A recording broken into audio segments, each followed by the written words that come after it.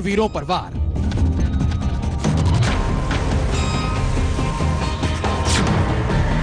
चीन निकला फिर गद्दार। हालांकि हमने ईंट का जवाब पत्थर से दिया है। हमने धोखे से उनके वार के बावजूद दुश्मन को नाको चने चबवा दिए। वो तैयारी से आए थे, लेकिन हमारे जांबाजों ने मरते मरते भी उन्हें मार डाला। देश को इस बात का गर्व होगा कि वे मारते मारते मरे। नुकसान चीनियों का भी हुआ, हमसे दोगुना हुआ।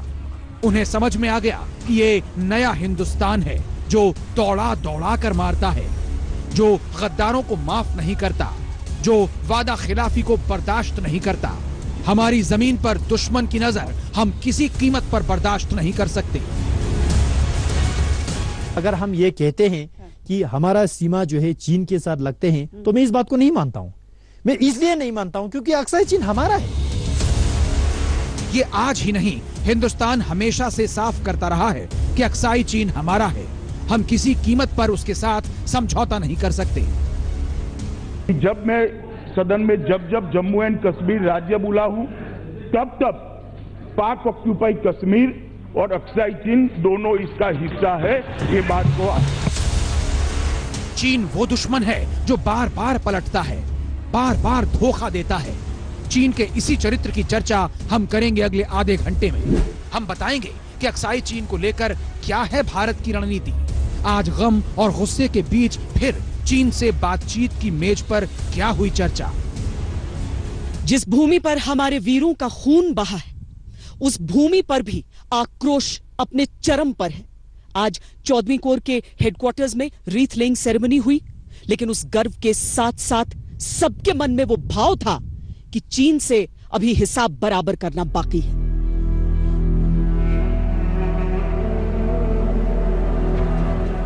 साथ ही हम करेंगे बात उन हमारे 20 जांबाजों की जिन्होंने भारत मां की चरणों में दे दिया अपना सर्वोच्च बलिदान।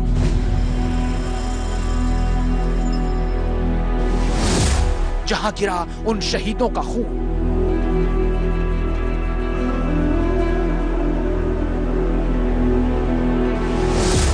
जहां शूरवीरों ने दिया बलिदान।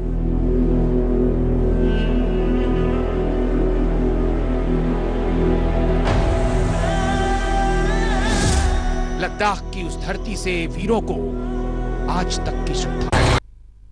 नमस्कार, मैं हूं श्वेता सिंह और आप देख रहे हैं आज तक। लद्दाख में मौजूद हैं हम इस समय 12,000 फीट की ऊंचाई पर। हमारे सैनिक हालांकि इससे भी अधिक ऊंचाई पर मुस्तैद हैं। लगभग 17 से 18,000 फीट की ऊंचाई पर चीन से लोहा ले रहे हैं वो। हिंदुस्तान अपना चक्रव्यूह रच रहा है।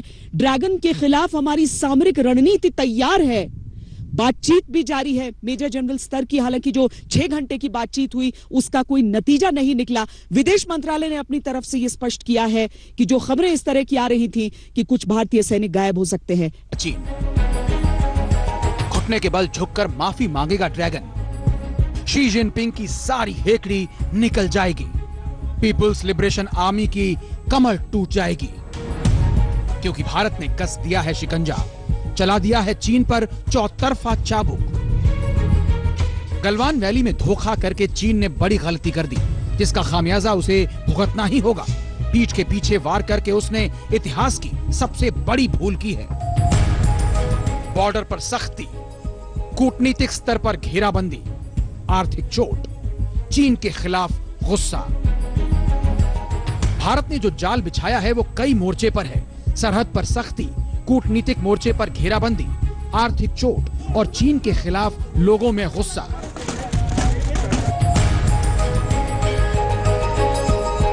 चीन के चालबाज चरित्र को देखते हुए भारत चौकन्ना है।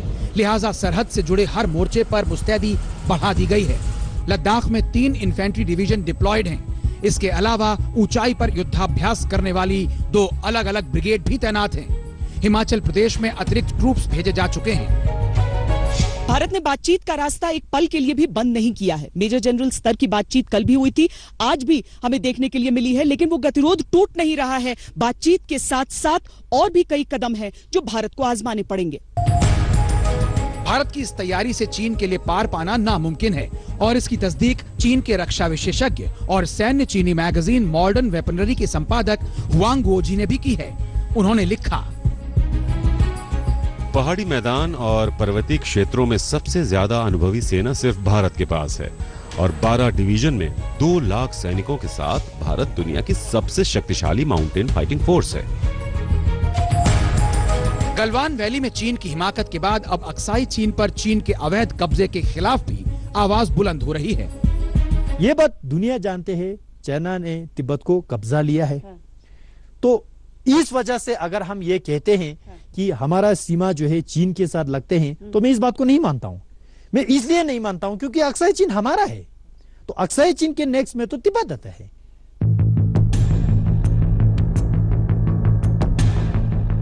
इस बीच भारत ने हिंद महासागर में नौसेना के बेड़े को बढ़ा दिया है। वहीं आसमान से कहर बरपाने के लिए भी तैयारी कर ली गई है।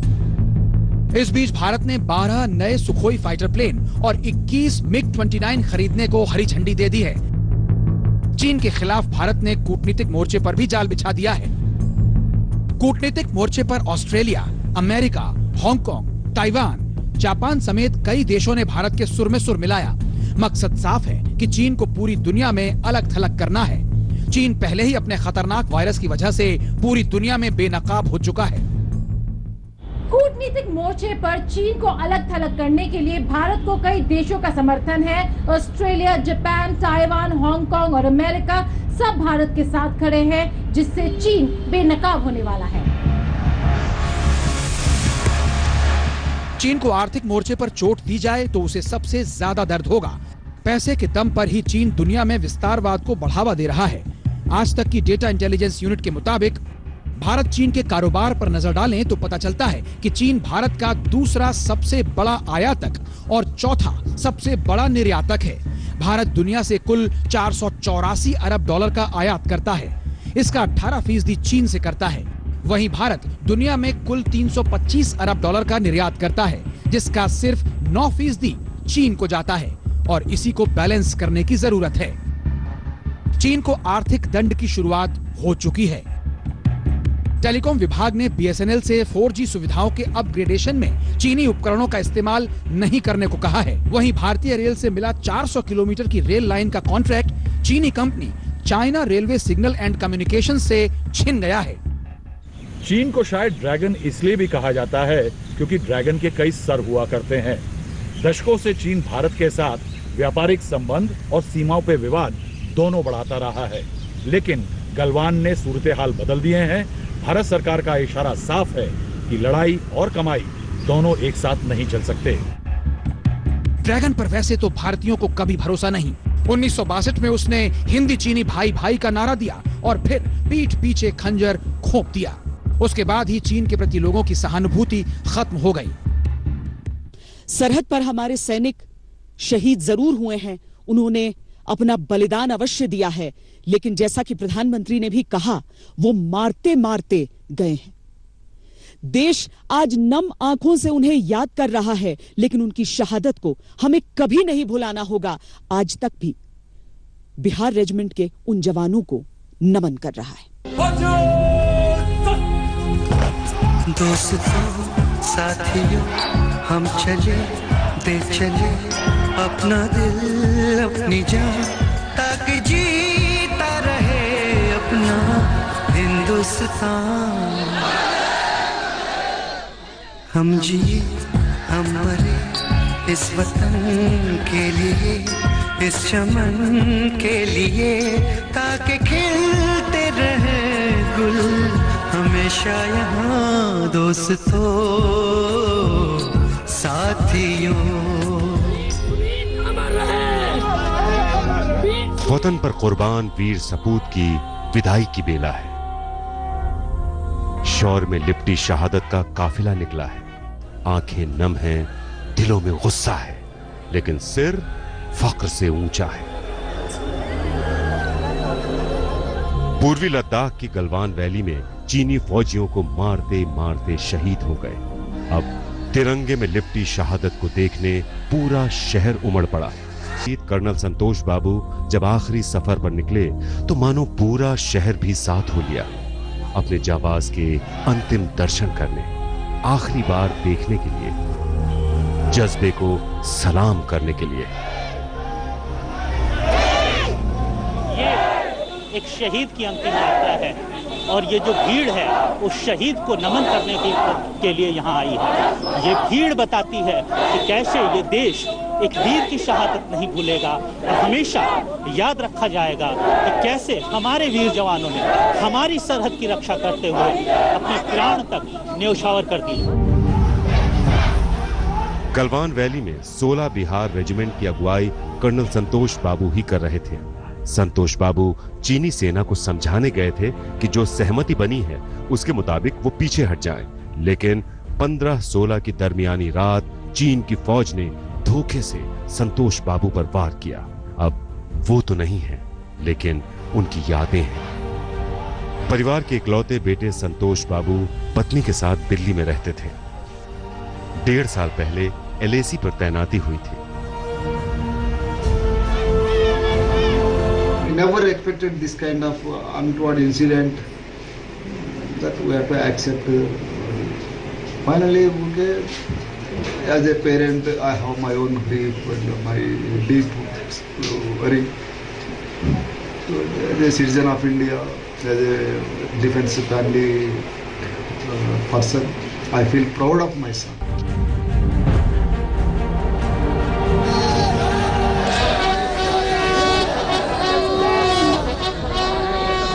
वीर गाथा से पटना का बेटा भी आज गर्व महसूस कर रहा है। अपने लाल के शौर्य से लोगों का सीना चौड़ा है।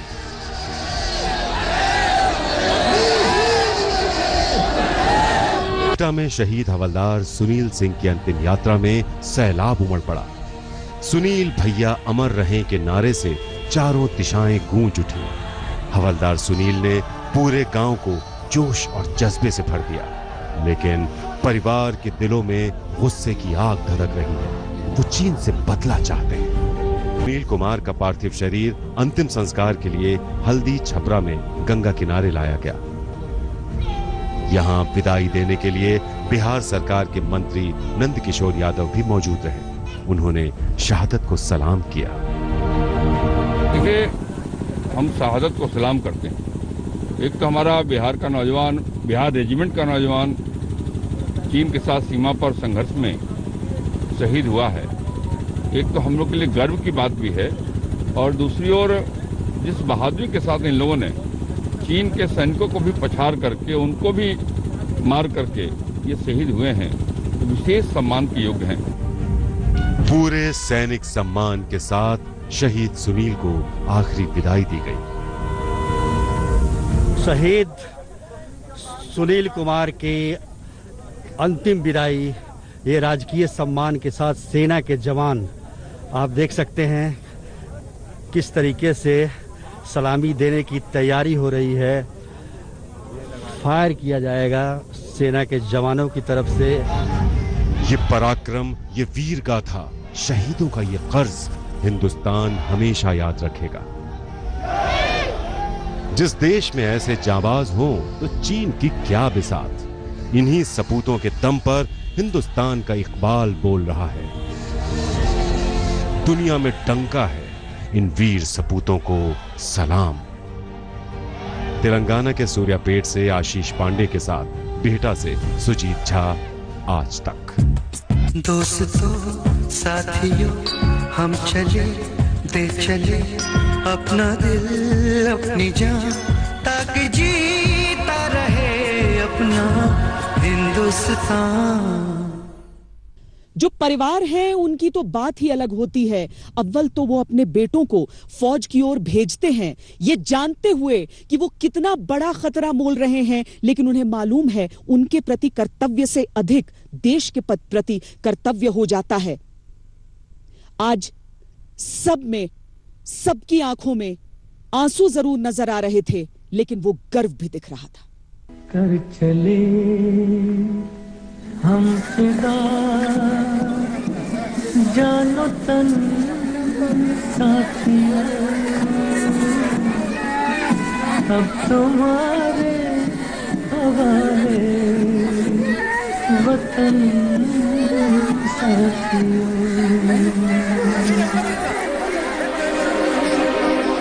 धन्य है वो माटी, धन्य है वो गांव जहां वीर सपूत पलानी पैदा हुए।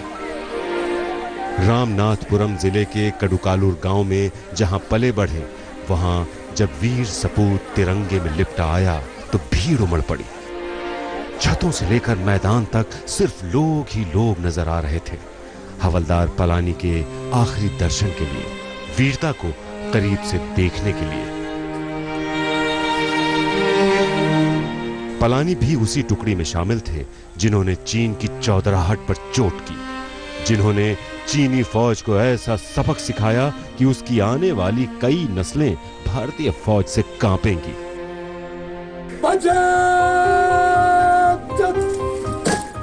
कुड़कालूर की माटी के लाल पलानी की अंतिम विदाई पूरे सैन्य सम्मान के साथ दी गई।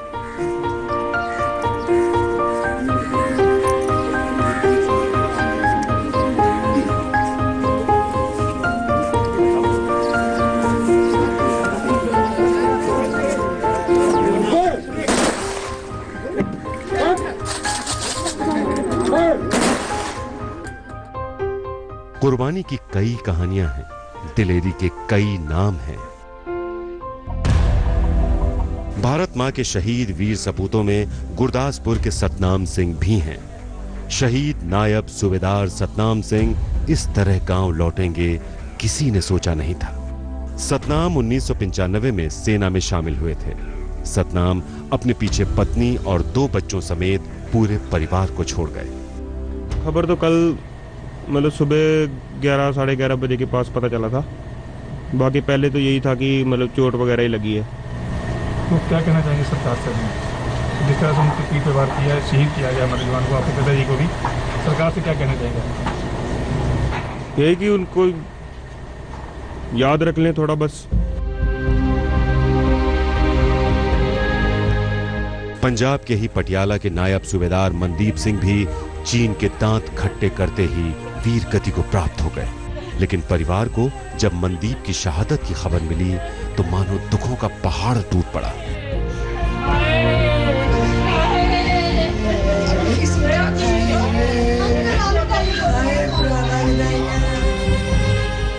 पंद्रह दिन पहले ही वतन की खातिर मनदीप लद्दाख गए थे। तब घर वालों को शायद ही इसका पता था कि अब वो लौट कर नहीं आएंगे। मनदीप के जाने के गम में पूरा परिवार सदमे में है। बच्चों का बुरा हाल हो गया है। अब घर वाले शहीद मनदीप सिंह के बच्चों को भी अफसर बनाना चाहते हैं। 1997 में मनदीप सिंह सेना में शामिल हुए थे। 10 दिन पहले घर वालों से चीन के साथ हिंसक झड़प की बात भी हुई थी। हमारी इस पेशकश में आज के लिए इतना ही। देश और दुनिया की बाकी खबरों के लिए आप देखते रहिए आज तक। नमस्कार, मैं हूं अंजना ओम कश्यप। हमें उम्मीद है ये वीडियो आपको पसंद आया होगा। लेटेस्ट खबरों के लिए यूं ही देखते रहिए आज तक, और इस वीडियो के पसंद आने पर लाइक, शेयर एंड सब्सक्राइब करना ना भूलें।